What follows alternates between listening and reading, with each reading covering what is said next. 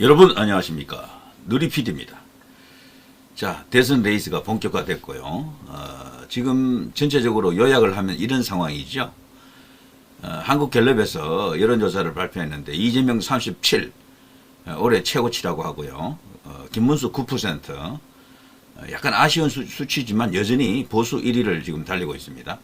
처음 등장한 한덕수 드디어 2% 올라왔습니다. 안타까운 것은요, 황교안 후보가 여기 한국갤럽에 나타나야 되는데 아직 1%가 안 되나 봐요. 그러니까 이게 발표가 안 되는 겁니다. 여기 한국갤럽은 여론조사 대상에 이름을 불러주지 않습니다. 그냥 이번 대선에 혹시 누구를 지지하고 싶습니까? 라고 질문을 하거든요.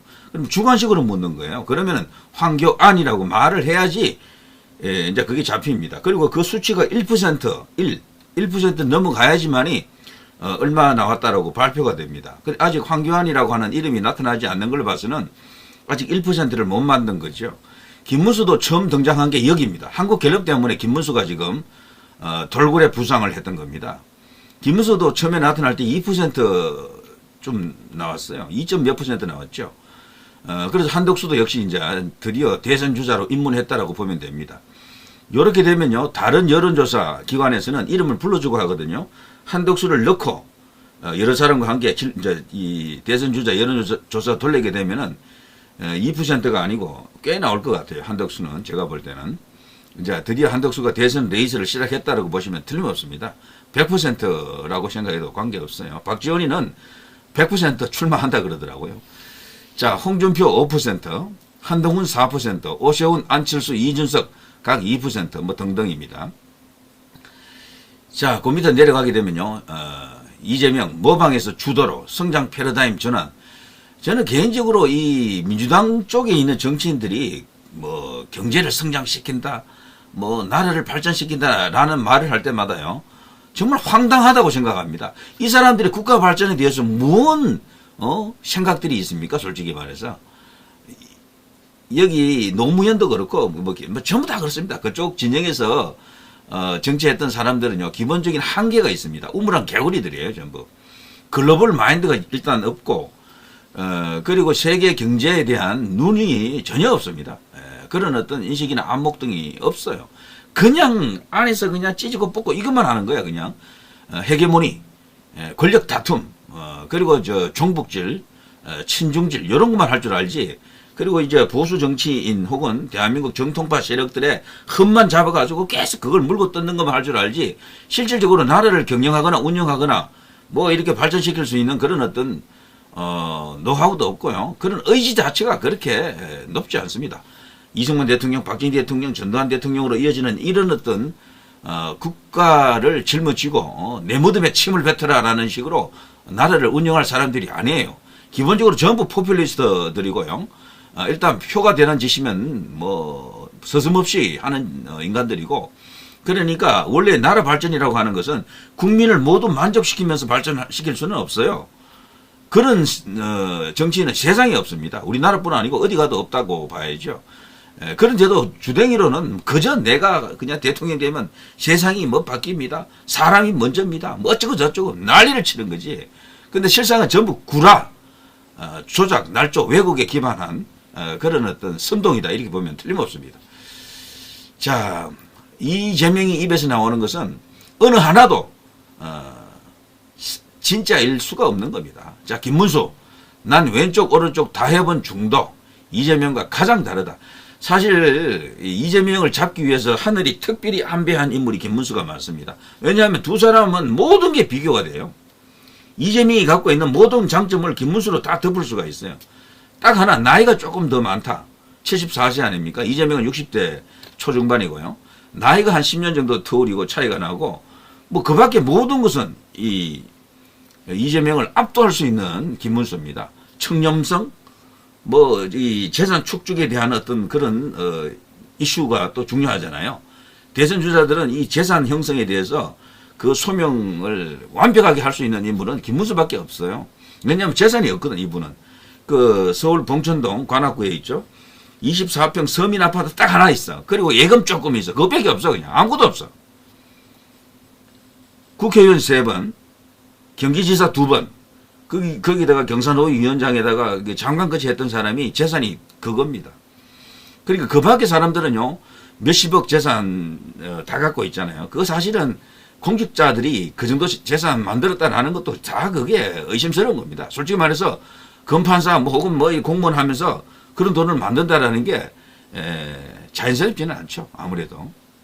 자, 그런 면에서 청렴성에서 이재명을 잡을 수 있고, 그 밖에 말이죠. 능력 면에서도 경기지사 때 이재명도 경기지사를 하지 않았습니까? 둘이 비교해보면 완벽하게 김문수의 완성입니다. 압도적인 완성입니다. 그리고 계속해서 제가 이런 이야기를 의도적으로 하고 있는데요.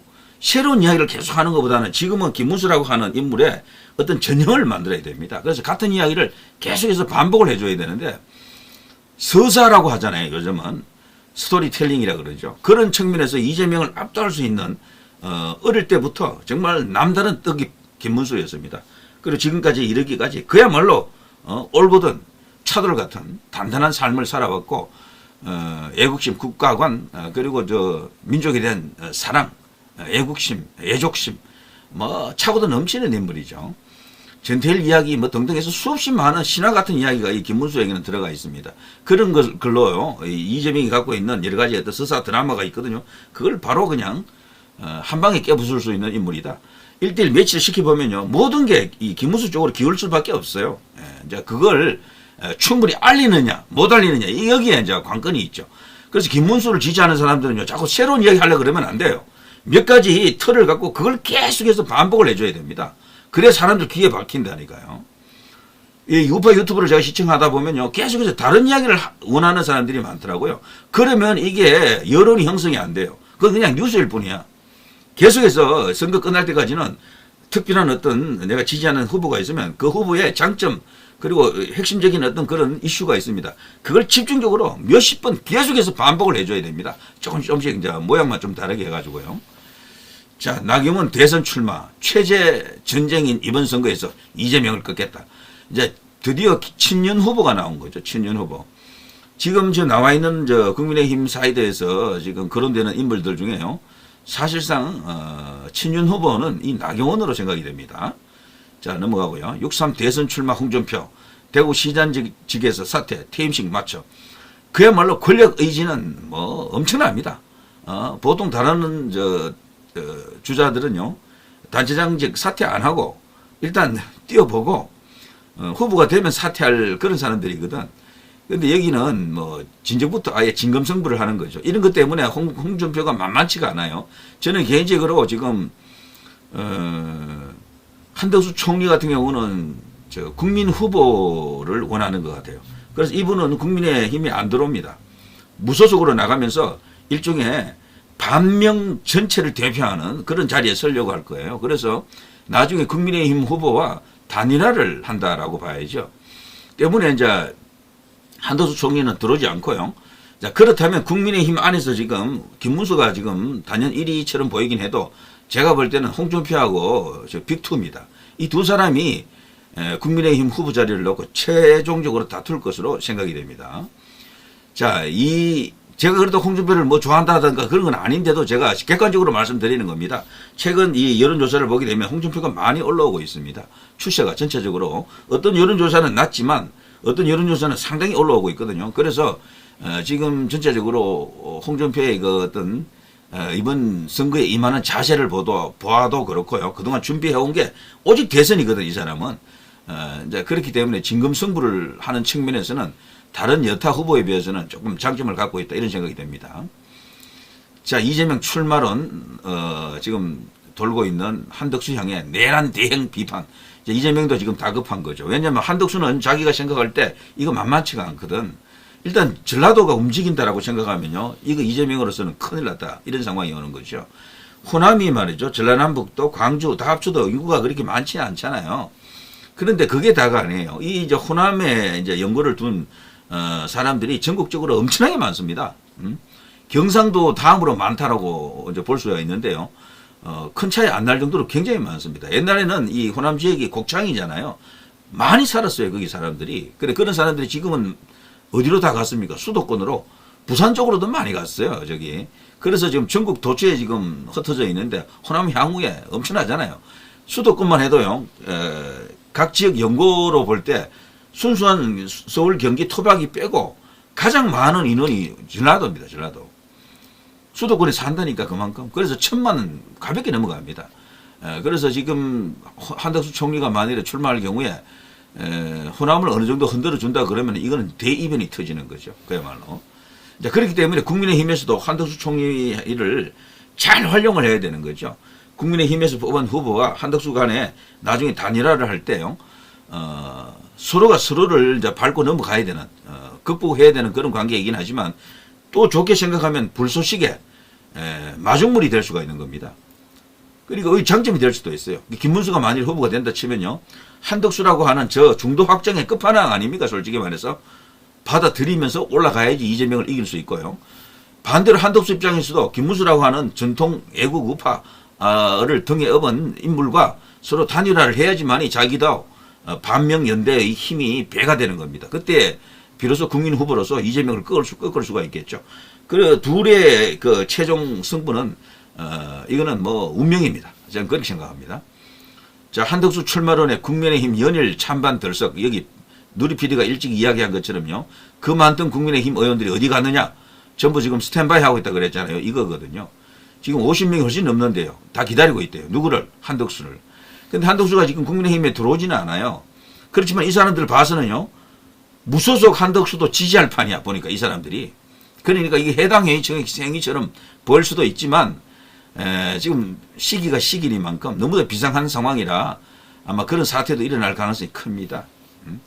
원래는 이 사람들이요. 한덕수 변수만 없었더라면 전부 김문수에게 올 사람들이거든. 김문수가 출마할 때 딱 3명이 왔다라는 게 정말 전 그때 그걸 보고 야, 참 국회의원들이라는 게 정말 풍량계 빠르다.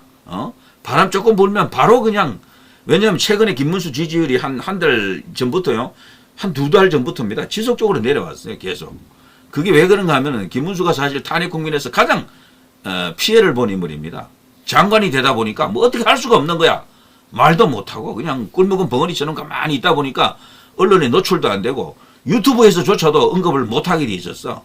하게 되면 뭐 조기 대선이냐 이러면서 그냥 막 비판이 들어오기 때문에 그러니까 뭐 오히려 좋아졌던 게 홍준표 좋아졌고 오세훈, 한동훈 이들이 더 좋아진 거죠. 그 사람들은 뭐 욕 먹거나 말거나 뭐 대선 운동을 계속했잖아요. 그리고 김문수가 상당히 이제 피해를 봤다라고 볼 수 있습니다. 자, 그걸 이제 회복을 해야 되는데 어쩌면 가장 중요한 변수 중에 하나가 국민의힘 의원들이 어느 정도 누구에게 지지를 보내느냐 이건데 말이죠. 지금 대세가 지금 한덕수 쪽으로 지금 가려고 하는 것이다. 이런 거잖아요. 자, 제가 대충 지금 일어나고 있는 일을 설명을 좀 드렸고요. 그리고 이제 개별 기사들을 좀 보면요. 한덕수 출마론에 국민의힘 연일 찬반 들썩들썩 의원 50명 지지 맨날 용병이냐. 지도부에서도 의견이 갈리고 있다. 경선에 국민 관심 커진다. 한덕수 들어와라. 이런 어떤 의견도 있지만 한덕수가 들어오게 되면 난타당할 겁니다. 아마 모든 국민의힘 후보로부터 당신 말이지. 지금까지 공무원 생활하다가 지금 대통령 권한 대행으로서 막중한 국가적 임무를 수행해야 되는 그런 처지임에도 불구하고 권력욕 때문에 그거 그냥 내팽개치고 지금 대통령이 되겠다고 나온 것이냐 라면서 막 이렇게 공격 들어갈 겁니다. 그리고 또 우리가 모르는 한덕수의 또 이면이 있을 겁니다. 그걸 갖고 또 막 검증하고 이럴 거라고. 그럼 한덕수가 어떻게 됩니까? 자칫하면은 과거에 고건이라든가 반기문 유엔 사무총장처럼 갑자기 그냥 무너질 수가 있어요. 그런 것도 우려할 수가 있겠지. 그러니까 이분이 말이죠.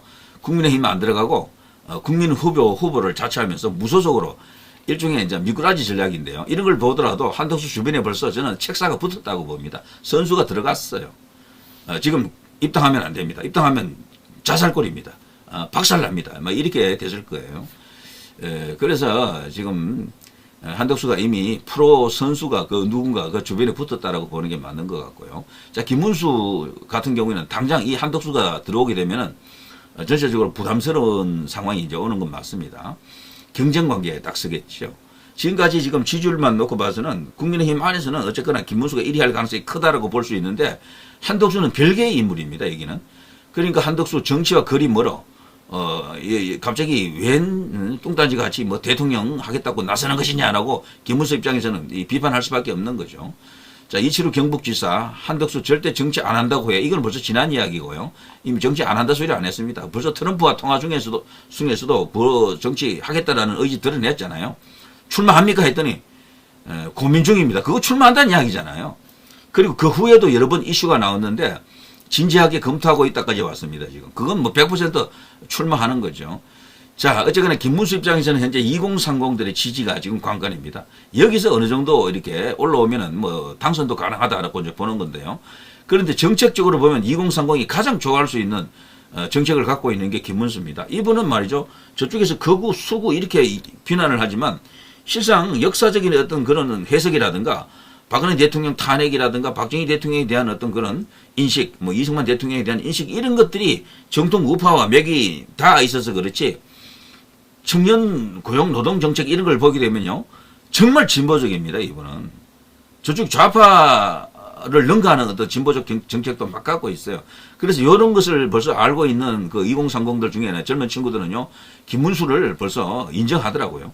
그래서 최초 이제 그런 상황이 이제 벌어지면서 지지율이 서서히 지금 반등하고 있죠.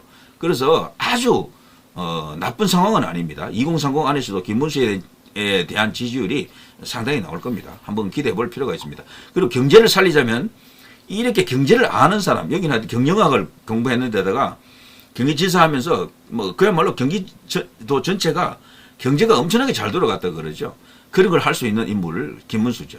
그래서 나라를 부강하게 그리고 새로운 패러다임의 대한민국을 만들기 위해서는 희망이 넘치는 그런 세상을 만들기 위해서는 진짜로 실질적인 정치인 진짜로 이 주댕이만 이렇게 떠드는 게 아닌 그냥 선전만 해야 되는 그런 게 아니고 진짜로 나라를 좋게 만들 수 있는 정치인을 뽑아야 될 텐데 현 시점에서는 한덕수와 김문수 이 두 사람이 최강입니다.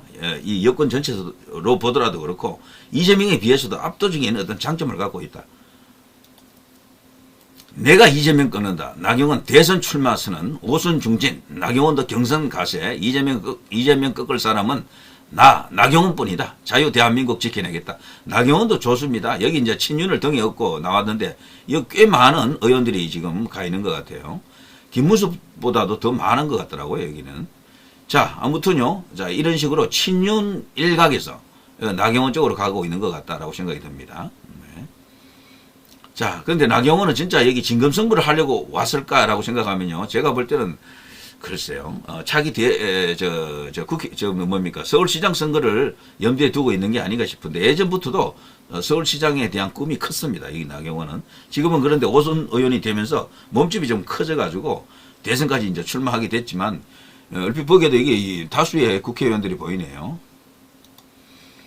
근데 저 나경원 같은 경우에는 과연 윤석열 대통령이 이제 힘을 실어줄 것인가 그거는 모르겠습니다. 근데 가능성은 있다고 봐요. 최근에 와서 윤 대통령이 가장 신뢰하는 인물이 나경원이다. 뭐 이런 말도 있긴 하더라고요.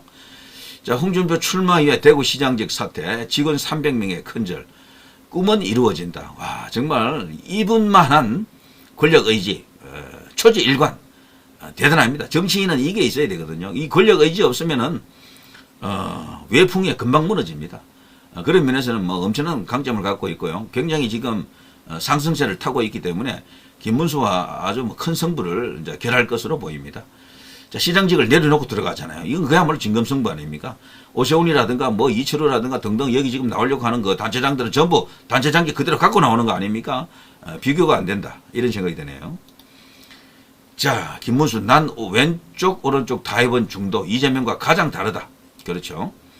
이건 제가 앞서 설명을 대충 해드렸죠. 한 내행 출마론에 이재명 이긴다면 누구라도 환영한다. 하지만 한덕수는 완전 공무원이다. 공무원이 지금 이런 중임을 맡기에는 무리다.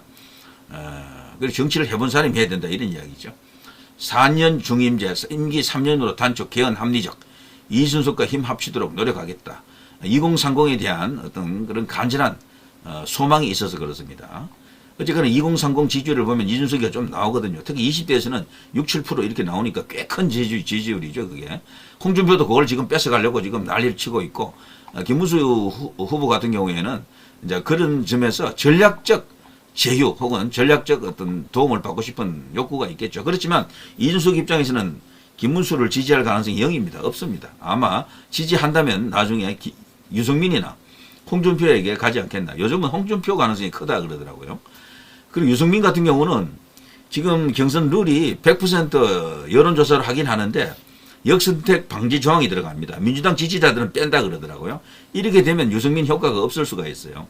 유승민이 그동안 여론조사 해보면은 역선택 들어가는 그 여론조사에서는 1위를 하잖아요. 1위. 보통 1위가 됩니다. 근데 역선택을 빼버리면은 유승민은 4강에 못 들어갈 것 같은데 이렇게 되면은 유승민 잘 가라. 한번 배신자의 길을 간 유승민은 뭐 영원히 그냥 나락으로 떨어지는군요. 그것 때문에 한동훈이 4강에 들어갈 가능성이 있겠어. 만일에 그 100% 여론조사가요, 역선택도 가능한 방식이면은 저는 한동훈 떨어진다고 봅니다. 그 경우에는 무조건 유승민 들어가거든요. 그럼 뭐 1위, 뭐 2위는 딱 정해져 있잖아. 그럼 김문수, 유승민이 1, 2위 할 거고요. 두 사람 중에 2위, 1위, 1위, 2위 왔다 갔다 할 수도 있어요. 그리고 홍준표는 무조건 들어옵니다. 3위. 나머지 한 자리 놓고 안철수, 오세훈, 한동훈 등이 이제 붙는 거거든. 거기서 한동훈이 된다는 보장도 없어요. 제가 볼 때는. 그래서 한동훈 떨어질 수도 있는 건데, 만일에 역선택 그게 방지되는 식의 여론조사라면은 유승민이 4강이 못 들어가요. 이럴 경우에는 한동훈도 4강이 될 가능성이 크죠. 그렇게 되면은. 자, 뭐 지금 어지럽게 복잡하게 이제 돌아가고 있습니다만, 이제 조만간 가닥을 드러내겠죠. 진정한 어떤 4강, 그리고 이제 이재명의 이제 마수가 누가 될 것인지. 자, 누리 PD 김준희였습니다.